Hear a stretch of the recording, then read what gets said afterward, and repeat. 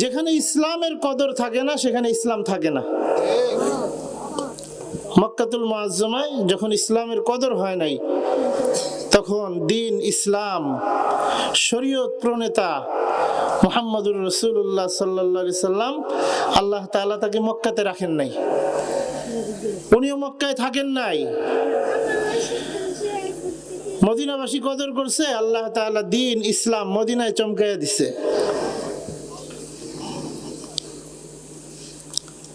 আবার এক সময় মক্কাবাসী কদর করছে, মক্কার থেকে মানুষ গেছে, যায় যায় মুসলমান হয়েছে, কিছু মানুষ এটার জন্য খুব মজবুত ভাবে দাঁড়ায় গেছে, তখন আল্লাহ মক্কায় দ্বীন চমকাইছে। এজন্য দ্বীন ও ইসলামের কদর যেখানে থাকে না, সহজ একটা বিষয় বুঝেন, আপনার আমার আত্মমর্যাদা আছে না? আমার কথাগুলো বুঝছেন আপনার? আত্মমর্যাদা আছে না? মনে করেন বিয়ে বাড়ি গেলেন, কদর করে না, থাকতে মনে চাইব? থাকতে মনে চাবে না, চলে আইবেন বা অন্য কোনো দিকে যাবেন, যেই আত্মীয়র বাড়িতে কদর আছে সেখানে যাবেন। দ্বীন ইসলাম শরীয়ত, এটার তো রূহ আছে, শরীয়তের রূহ আপনার আমার রূহের চাইতে মজবুত। কোরআনের কলম আছে,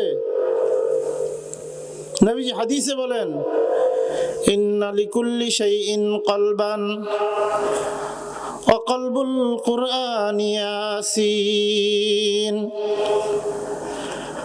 মান ক্বারা ইয়াসিন কাতাবাল্লাহু লাহু বিআশরি আমসালিহা। আল্লাহর নবী বলেন সব জিনিসের যেমন অন্তর আছে, কোরআনেরও এমন অন্তর আছে। তো অন্তর যদি থাকে, আপনার মূল্যায়ন এক জায়গায় না হইলে আপনার দিলে যেরকম কষ্ট লাগে, আল্লাহর কোরআনের বেহরমতি যদি কোথাও হয়, তাহলে কি আল্লাহর কোরআনের কষ্ট লাগবে না?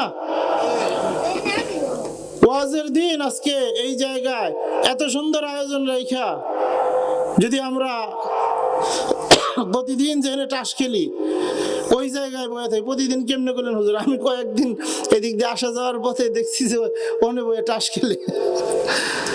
আজকেও যদি ওই টাস খেলার জায়গায় থাকি, তাহলে কি কোরআনের ইজ্জত হইল?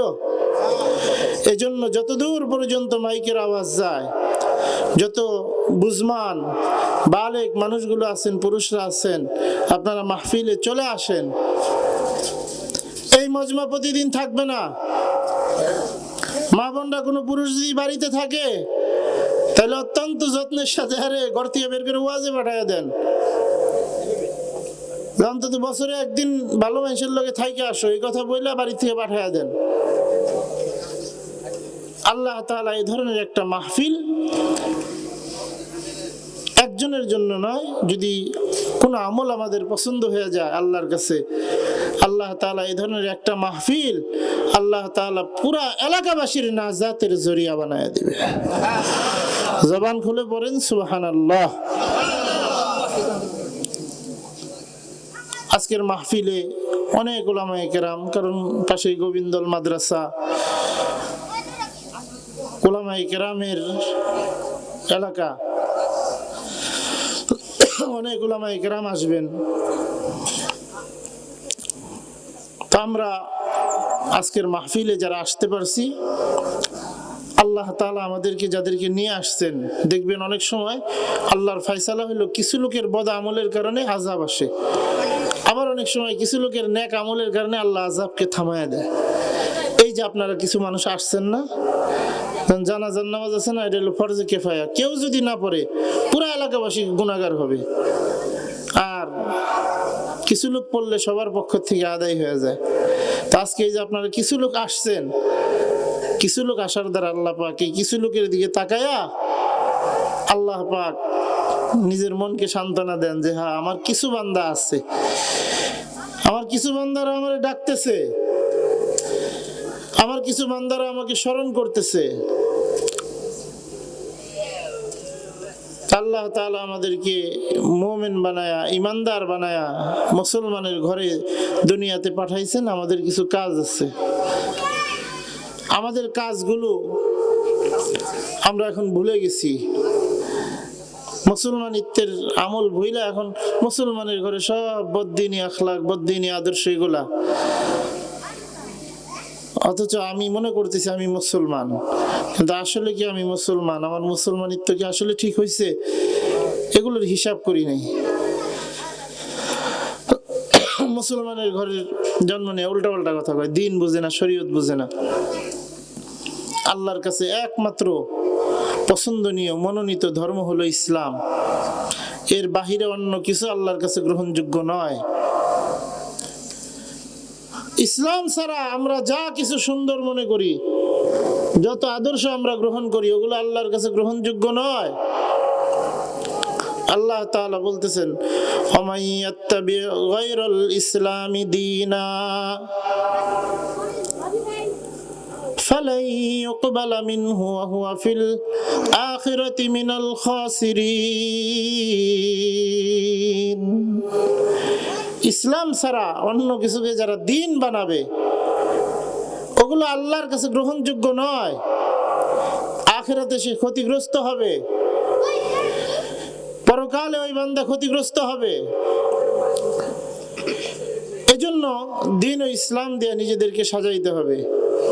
মসজিদের উদ্যোগে মাহফিল, তো এখানে আসবো, 2-4টা কথা হবে, ওলামায়ে কেরাম আসবে, আমার ঈমান আর আমলটাকে আমি মজবুত করব। কারণ দেখেন, কিছু সহজ বিষয় একেবারে ওয়াজ, বাস্তবসম্মত ওয়াজ করি। মনে করেন এখানে যদি বলা হয় যে কোরআনটাকে আমরা কয়জন সহি শুদ্ধভাবে পারি, যারা নামাজ পড়েন, বেনামাজিরা না, নামাজিরা দেখবেন যে সংখ্যা খুবই কম, সংখ্যা খুবই কম। যে জায়গায় টান নাই টান দিয়া থুই, যেখানে টান আছে ওখানে টান দেই না। মনে করেন পরীক্ষায় যোগ বিয়োগের অঙ্ক, মনে করেন আপনি টান দেওয়ার কথা এমনি একটা এমনি একটা, এটা হলো যোগ। আপনি বিশাল অঙ্ক করলেন, আপনি একটু টান দিলে কি হয়, টান দিলে কি হয় দেখেন, যে আপনি এমনি এমনি না দিয়া, প্লাস না দিয়ে আপনি খালি এমনি একটা মাইনাস দিয়ে থইলেন, পাতাইলে একটা টান দিয়ে থইলেন, আপনি বিশাল অঙ্ক করছেন, নাম্বার পাবেন? হ্যাঁ,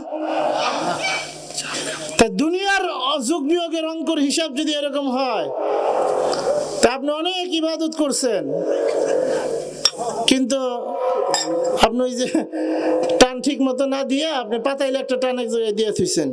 এরকমও তো হইতে পারে যে আপনি পাতাইলে টানে আপনার পুরো আমলকে বরবাদ করবে। কি বলেন, হইতে পারে কিনা? দুনিয়ার ক্লাসে যদি ভুল গ্রহণযোগ্য না হয়, আল্লাহর ক্লাসে ভুল আপনি সব ইচ্ছা করে ভুল লয়ে যাইবেন, আর আমি ভুল নিয়ে যাবো, আল্লাহর কি ঠেকা লাগছে আমার এগুলো কবুল করার? লাগে নাই। এজন্য ইমানের মেহনত করা, ইমানের মেহনত। আল্লাহর নবী বলেন, জাদ্দিদু ঈমানাকুম। ক্বালু কাইফা নুজাদ্দিদু ঈমানানা ইয়া রাসূলুল্লাহ? ক্বালা আকসিরু মিন কওলি লা ইলাহা ইল্লাল্লাহ। আল্লাহর নবী বলেন, ও আমার উম্মতেরা, তোমরা তোমাদের ঈমানকে নবায়ন করো। সাহাবায়ে কেরাম বলে, কাইফা নুজাদ্দিদু ঈমানানা ইয়া রাসূলুল্লাহ? ওগো আল্লাহর পয়গম্বর, ঈমানকে আমরা কিভাবে নবায়ন করব? আল্লাহর নবী বলেন, আকসিরু মিন কওলি লা ইলাহা ইল্লাল্লাহ। তোমরা বেশি বেশি পরিমাণে লা ইলাহা ইল্লাল্লাহ বলো, আল্লাহ তাআলা ঈমানকে তাজা বানায়া দিবে। সুবহানাল্লাহ। বেশি বেশি পরিমাণে লা ইলাহা ইল্লাল্লাহ, ঈমান তাজা হবে। সমস্ত নবীদের তালিম ছিল মানুষকে ঈমান শিক্ষা দেওয়া, কুফর আর শিরকের বিরুদ্ধে দাঁড়ানো, কুফর শিরকের বিরোধিতা করা, তাওহীদকে প্রতিষ্ঠিত করা, এটা ছিল সকল নবীদের কাজ।